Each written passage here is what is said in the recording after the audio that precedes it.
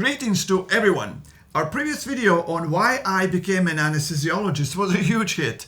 I was personally touched to read the feedback of our colleagues, anesthesiologists, surgeons, and even patients who watching the video were reminded of the crucial role we anesthesiologists play in healthcare.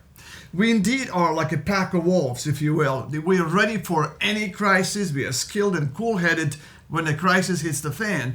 And we take an enormous pride by being able to save lives in extremely stressful situations where the ability to make a decision and execute a critical procedure must be done in seconds to make a difference between a life and death. Having said that, anesthesiology is not for everyone. When medical students ask me about the choice of specialty, I always tell them it is critical to choose a specialty that fits your personality. To be an anesthesiologist, you must possess the ability to stay calm during a crisis. You must be able to multitask, as there are always multiple processes that are going on at the same time. You must possess a strong hand-eye coordination, dexterity, and procedural skills. You also must have a good people skills. You have to be able to establish quick trust by the patient you're about to anesthetize just before the operation. And you must have a strong leadership skills to direct everyone in the operating room when the crisis sets in. But we anesthesiologists are true lifesavers. Without our skills and critical perioperative decision making, the entire surgical program would come to an abrupt end. As an example, in internal medicine, and I was an internist in my previous life, you can prescribe a treatment and assess its efficacy a few days later, take a pill and come back in a week. But in anesthesiology, problems must be solved now, as people's lives depend on your skills. But if you can live with that day-to-day responsibility, anesthesiology is one of the most rewarding occupations I know. However, even many of my friends do not have a clue what is it that anesthesiologist actually does. If you're curious, here it is. Pictured here is a colleague of mine at Zoll Nysora, Europe, taking care of the patient. Notice the maze of electronics, cables, monitoring systems, infusion pumps with potent medications, cardiovascular monitoring, and so on, seemingly forever. To put it simply, some folks say giving anesthesia is like flying a plane. An induction and emergence from anesthesia, it's like taking off or landing a plane. And to be an anesthesiologist, you have to be able to keep your cool under stress. You have to be able to quickly recall the needed knowledge of physiology, pharmacology, internal medicine, critical care, mechanical ventilation, airway management, the list goes on. And you must be able to multitask and synthesize all of this information to make the proper decisions on the spot without any delay. Keeping your cool and maintaining your leadership and multitasking abilities is essential in crisis when you must be able to direct the entire operating room team. Introducing Nysora's Nerve Blocks app, the most practical reference guide to ultrasound-guided nerve blocks. Access over 500 illustrations, animations, 3D images, and clinical videos. Download the app today.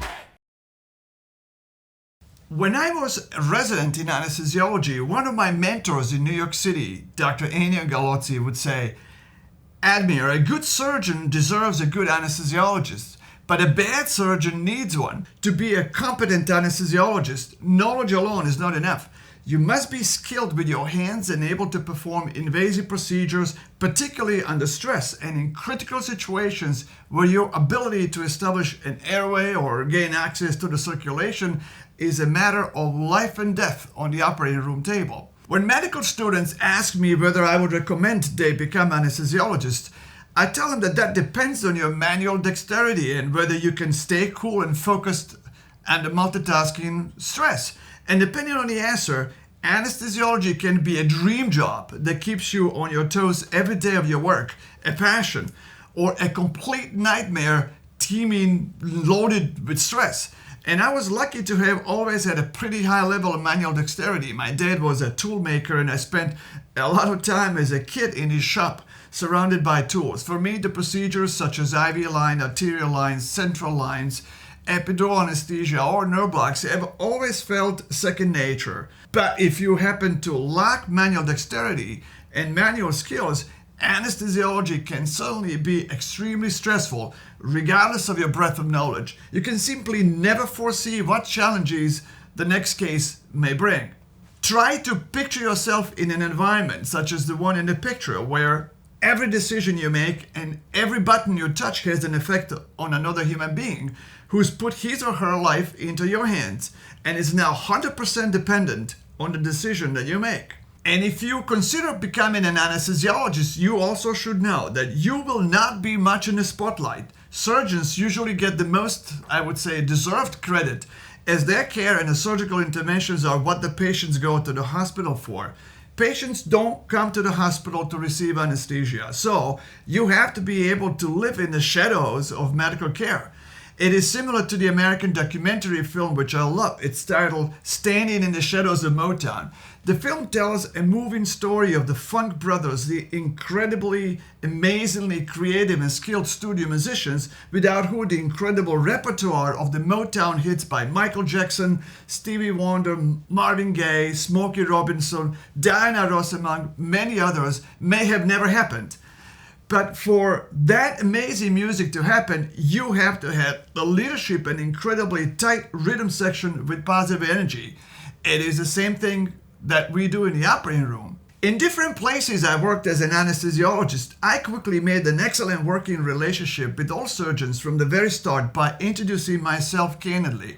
I tell them that I play bass in a rhythm section in an American blues band. As a bass player, I have played alongside some great musicians and soloists, such as the New York Hall of Famer Hugh Poole and others, and that is exactly what I do in the operating room. I'm a bass player. I provide the accurate, safe, and productive background, the rhythm section, so that the surgeons can operate and solo as much as they need to resolve the patient's primary problem that required the surgical intervention in the first place. Establishing that understanding and relationship with your surgeons and surgical colleagues creates positive energy in the entire operating room to the benefits of patients. And one last thing that I advise medical students who are curious about anesthesiology is, to be an anesthesiologist, you must be able to lead, multitask, take immediate responsibility. You must have manual dexterity and be able to make quick decisions based on complex physiological information under stress. The work of an anesthesiologist is indeed like a work of an airline pilot. You are full throttle when you work, and when you're off to mentally and physically recuperate, you're completely off. And if you can do that as an anesthesiologist, you can accomplish so many other things even beyond medicine. And indeed, being an anesthesiologist, I have been able to live parallel life as doctor, academician, musician, educator, and even a beer maker. I love my occupation, anesthesiology, so much that I have named even the craft beers that I make using medications common in anesthesia, such as nerve block, painkiller, super pills, pacemaker, and a placebo. And if you possess the manual dexterity and the necessary knowledge, if you can lead and keep your cool and multitask under stress, being an anesthesiologist is one of the best fulfilling occupations I know.